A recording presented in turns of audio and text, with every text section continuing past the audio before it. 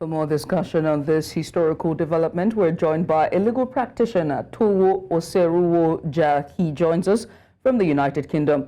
Well, Tohwo, many thanks for joining us. And let me just start by, very historical appointment for Justice Kekere-Ekun's appointment, which is historic, by the way. Nigeria's second female Chief Justice, and shaping her leadership and influence in the judiciary reform efforts. What is your take on her appointment, and what do you think her contribution will be for the judiciary reforms that we want to see for the country? Well, on my take is a fulfillment of the provision of the Constitution, which there need not to be a vacuum in any gap at all in the Supreme Court, which is the apex court in our land. Like people would normally say that whatever the decision of the Supreme Court is one of the decisions that you cannot only accept, but you must also agree with it. Well, a way forward, if you look at it somehow, you could see that I can recall that some of his decisions, some of the panels she led, they are really landsliding decisions, and she's bold and courageous when she's making or expressing the legal wisdom which she's known for. And I believe that some of the reform, like if you look at what the president the immediate past CJN said during his dinner, you discover that most of the reform they crave for is not issue of policy but issue of law. Except the Constitution is amended, there cannot be proper reform that can be expected of my lord.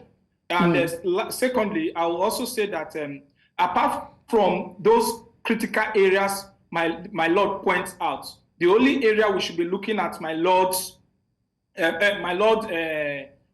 intervention is the issue of the alleged corruption or misconduct of judicial officers, which by virtue of his position as the acting Chief Justice of Nigeria, he heads the National Judicial Council, and this council is responsible for discipline of early judges. So we expect to hear more of them looking at the excesses of judicial officers in all cadres of in all the hierarchy of the courts. One of the conversations that's been had about reforms when it comes to the judicial system or our judicial process entirely is the modernization of court procedures and rules that are crucial for the Nigerian judiciary. What actions should, Justice Kekere-Ekun prioritize to ensure that these reforms are successfully implemented? Okay, the first thing he needs to do is, first of all, see how he can identify stakeholders. Like I said, most of the reform they are talking about are not reform within the confines of the judiciary. These reforms within the law, the Constitution. Yeah. So you keep your pronouns. You keep saying he. That's a she. Oh, okay. Sorry. No, normally in our palace, when you say he or she, we said, okay, they are ladies in skirts. But for the purpose of this now, let me use the word she. Well, one of the things she needs to, but oftentimes, if you notice my lord, they prefer to be called he, my lord, not my lady. So please, if I use them interchangeably, I think it's correct in our legal palace. So like most of the reform people are craving for is not something my lord can do on his own sitting in the bench. You see, the court you see is a court made up of the Constitution. And whatever thing the Constitution says about the court, that is what the court acts upon. Whatever procedures they put in place is in line with the Constitution. So most of the reform they are craving for, my lord can only achieve more on if he can meet with the stakeholders and see that some of the areas of the Constitution need to be amended. If you notice it, during the COVID-19, there was an issue as to hearing proceedings virtually, if not for the amendment of the Constitution, because it went as far going to the alteration of practice direction and all those stuff. Yeah, that is for that. But there are some sensitive areas which has become a clog in the wheel of justice that can only be amended, that can only give the reform if the Constitution is amended. A good example, if you look at cases coming from the lower court down to the Supreme Court, which embodied the Supreme Court, you see, that is not issue my lord or she can address on his own. This is issue of constitution that boils down to fair hearing, that boils down to the procedures of hierarchy as to court. It's there for the constitution to itemize issues that ought to exceed the High Court down to the Court of Appeal, from the Court of Appeal to the Supreme Court. So you see, it's beyond my Lord's power, but rather my Lord can meet with the stakeholders and also parley with the stakeholders to see that this reform cut across board. It's political. It has political solution, because political solution it needs to meet with the other heads of government, other arms of government. Right. And you also need the political will or the judicial will for such thing to be implemented when the political will is assurance has been gotten. Speaking of judicial will and political will, one of the things that is very, that has been spoken about oftentimes, whether it's the general populace or even, at the judicial public affairs analysts, is about accountability and transparency with the judiciary, and a conversation about whether or not the judiciary is being state captured.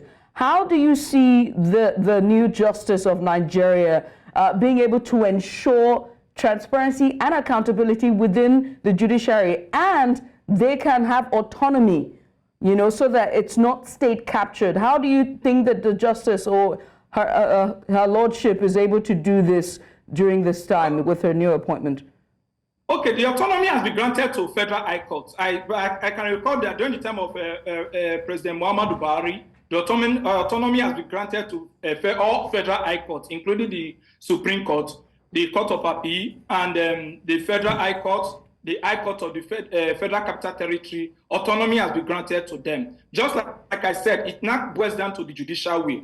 Then let me correct one impression. Oftentimes, most of these cases that goes to public criticism and public domain for debate, sometimes people who criticize or who discuss these cases of transparency and accountability, they don't have the privilege of looking at the processes.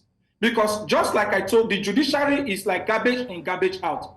They are blind to the society. That is one. Then two, we should also look at, there is a justice who raised a complaint, a retired justice of the Supreme Court, who raised a complaint that outside the justices we see that sit as the masquerade, there are people who plays the drums for them. How do we look at the employment cadre outside the justices, the employment cadre of non-judicial officers?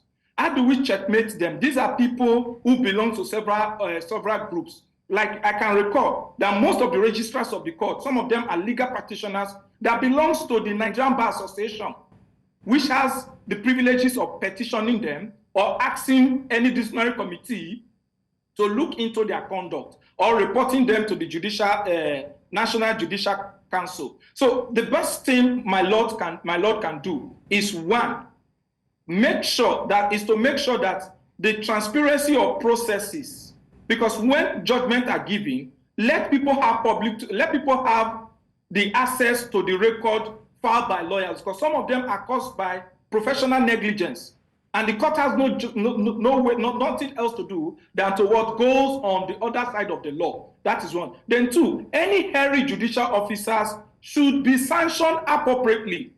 We could see how some of the judicial officers have thrown what we call the professional decorum or the judicial decorum into the floor. So in such circumstances, it's not only coming to the media, petition them.